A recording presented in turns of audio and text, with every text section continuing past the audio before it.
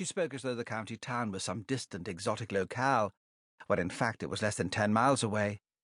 But then Chiltern was the sort of place where people still returned from Brighton, outraged by beggars in the street and the brazen display of homosexual love. Julia browsed the newspapers for a minute, aware of Moira's sly scrutiny, trying to spot a crack in the facade. A couple of weeks ago, it would have bothered her, but she was used to it by now. All things considered, she felt she was coping pretty well. So why the body in the street? Her subconscious piped up. Hallucinations were hardly a sign of robust mental health. Pushing the thought aside, she picked up The Guardian, a carton of semi-skimmed milk, and, on impulse, a packet of chocolate biscuits. She had a long and difficult day ahead. She deserved a treat. When she reached the counter, Moira leaned over and grasped her hand. Even before she spoke, Julia knew she was going to use the gentle, hushed tone that people reserve for the recently bereaved. "I just want to say, I'm dreadfully sorry for what happened. They were such a lovely couple." Julia swallowed and nodded tersely. She had learned just how easily such expressions of sympathy could unlock the grief. "Is your brother not coming to help clear the house?" Moira asked, taking Julia's £5 note and prodding at the till. "He offered, but it seems ridiculous when he's up in Cheshire." "I suppose so." "What a shame you and Peter aren't still together," said Moira, blithely unaware of her tactlessness. "I know your mother always thought you were made for each other."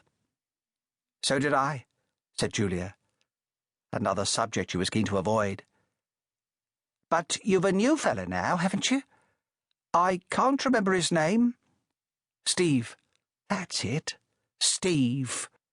Moira gave a rather disdainful sniff, probably remembering Mum's verdict on him, Julia thought. "I'm not sure it's got much future, to be honest," she said. Moira clicked her tongue. "You've really been in the wars, haven't you?" There was a moment when Julia felt sure she was going to say something about bad news coming in threes, but perhaps thought better of it. Instead, she puffed out a breath. "I'd give you a hand myself, but Len's away to Leicester to watch the football. Time off for good behaviour," she added wryly. Julia grinned. "I'll be fine. And if I don't get it finished today, well, there's no great hurry. You'll feel better when it's done, believe me." Moira pressed her hands together as if in prayer.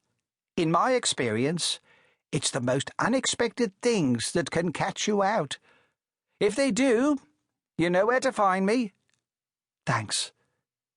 Julia propped the biscuits under her arm and picked up the milk. For the sake of conversation, she said, "Quiet round here this morning?"